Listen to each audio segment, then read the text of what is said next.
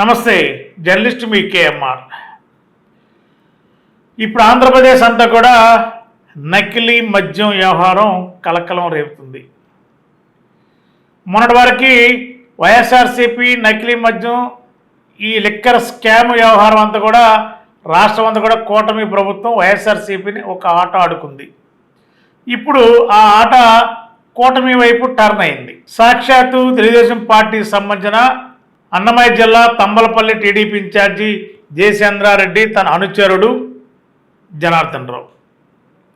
జయచంద్రారెడ్డి ఈ సెక్షన్లో A17గా ఉన్నాడు, A1గా జనార్దన్ రావు ఉన్నాడు. మరి ఈ కుట్రకి కీలకదాడు జయచంద్రారెడ్డి అంటున్నారు, అనుచరుడిగా జనార్దన్ రావు. మరి ఎట్టకేలకు తెలుగుదేశం పార్టీ రాజకీయ విమర్శలని తిప్పికొట్టేలా సస్పెన్షన్ నుండి జయచంద్రారెడ్డి ప్రస్తుతం పరారులో ఉన్నాడు. మరి అతను కేవలం టీడీపీ నుండి సస్పెండ్ చేసి చేతులు దులుపుకునే ప్రయత్నిస్తుంది టీడీపీ అధిష్టానం. కానీ రాష్ట్రం అంతా కూడా వైఎస్ఆర్సీపీతో పాటు ప్రజా సంఘాలు, మిగిలిన సంఘాలను కూడా ఈ నకిలీ మద్య వ్యవహారంలో కీలక సూత్రధారుకున్న జయచంద్రారెడ్డిని, అదేవిధంగా జనార్దన్ రావుని అరెస్ట్ చేయాలని చెప్పి డిమాండ్ పెరుగుతున్న నేపథ్యంలో వ్యూహాత్మకంగానే కూటమి ఎక్కడో ఆఫ్రికాలో ఉంటున్న జనార్దన్ రావుని హుటాహుటిన ఆంధ్రప్రదేశ్ తీసుకురావడం, ఆంధ్రప్రదేశ్కి వచ్చిన తర్వాత గన్నవరం ఎయిర్పోర్ట్లో మరి జనార్దన్ రావుని అరెస్ట్ చేయడం, ఇదంతా కూడా కూటమి పెద్దలు ఒక రాజకీయ స్క్రిప్ట్ వినియోగించే మరి అతన్ని తీసుకురావడం, అరెస్ట్ చేయడం, ప్రభుత్వంపై ఉన్న మచ్చ పోగొట్టుకునేలా ఒక ప్రయత్నం జరిగిందని కూడా మరి రాజకీయ వర్గాలు, రాజకీయ మేధావులు భావిస్తున్నారు. మరి జనార్దన్ రావును అరెస్ట్ చేసిన తర్వాత జనార్దన్ రావు మరి ఏ అంశాలపైన ఎవరెవరి పేర్లు ప్రస్తావిస్తారో తెలియదు. కానీ అసలు ఈ కేసుకి జనార్దన్ రావుకి ఎలాంటి సంబంధం లేదని జనార్దన్ రావు ఒక్కి నొక్కా నుంచి మీడియాతో చెప్తున్నారు. మరి అసలు దీని కేసు పూర్వపరాపాలు ఏంటి, కృష్ణా జిల్లా ఇబ్రహీంపట్నం దొరికిన డంప్ ఏంటి, అటు అన్నమయ్య జిల్లాలో దొరికిన డంప్ ఏంటి, దీనికి ఎవరు సూత్రధారులు?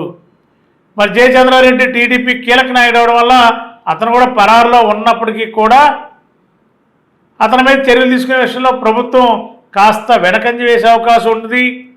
అయితే సాక్షాత్తు టీడీపీ అధికారంలో ఉంది, టీడీపీకి సంబంధించిన ఇన్ఛార్జ్ అతను అరెస్ట్ చేసి కేసులు పెడితే ఇంకా బలహీనపడుతుంది ప్రభుత్వం అని చెప్పి కాస్త తాత్పర్యం చేసే విధంగా కూడా కొద్ది రోజులు పరారులో ఉంటే జనం కాస్త మర్చిపోయే అవకాశం ఉంటుంది. కాబట్టి కొద్ది లేట్గా ఈ జయచంద్రారెడ్డిని అరెస్ట్ చేయడానికి కూడా ప్రభుత్వంలో ఉన్న పెద్దలు చక్రం తిప్పుతున్నారని మనకున్న సమాచారం. ఏదేమైనా ఇప్పుడు రాష్ట్రం అంతా కూడా నకిలీ మద్యం కలకలం పెద్ద చర్చగా దారితీసింది. ఏ 10 మంది కూర్చున్నా, ఎవరి దగ్గరికి వెళ్ళినా, ఎవరితో మాట్లాడినా ఈ నకిలీ మద్యం వ్యవహారం మీదే చుట్టూ తిరుగుతుంది వ్యవహారం అంతా. వైఎస్ఆర్సీపీని మరి లిక్కర్ స్కామ్ అని చెప్పి రకరకాలు చేసిన కూటమి చుట్టూ మరి ఈ యొక్క నకిలీ మద్యం వ్యవహారం మెడ చుట్టుకోవడం వల్ల ఇప్పుడు రాష్ట్రంలో కూటమి పెద్దలకి నోరు మెదపలేకపోతున్నారు, నోరు రావడం లేదు. నోరు విప్పుదామంటే మరి టీడీపీకి సంబంధించిన వ్యక్తులే దీంట్లో ఈ నకిలీ మద్యం స్కామ్లో కీలక వ్యక్తులు ఉన్నారు కాబట్టి ఎదురుదాడి చేయడానికి అవకాశం లేదు. కాస్త నోరున్న టీడీపీ నాయకులతో కాస్త ఎదురుదాడి చేసే ప్రయత్నం, సర్దుబాటు చేసే ప్రయత్నం చేస్తున్నప్పుడు కూడా రాష్ట్ర ప్రజలు చాలా సూక్ష్మంగా గమనిస్తున్నారు.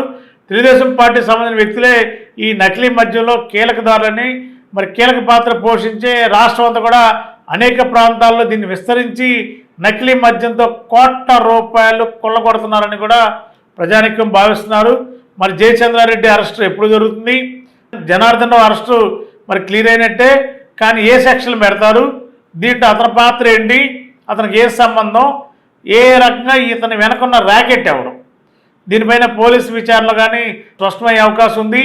ప్రభుత్వం అయితే దీన్ని ఏ విధంగా మరి బయటకు లాగాలి అని ఒక ఆలోచన ఉన్నా, ఈ కేసు నుండి కూటమికి చెడ్డ పేరు రాకుండా ఉండాలంటే ఏ విధంగా బయటపడాలి, ఇవన్నీ కూడా కూటమిలో పెద్దలు ఆలోచిస్తున్నట్టు తెలుస్తుంది. ఏదేమైనా నకిలీ మద్యం రాకెట్ వల్ల కూటమికి కాస్త తలనొప్పిగానే మారిందని చెప్పవచ్చు. Thank you.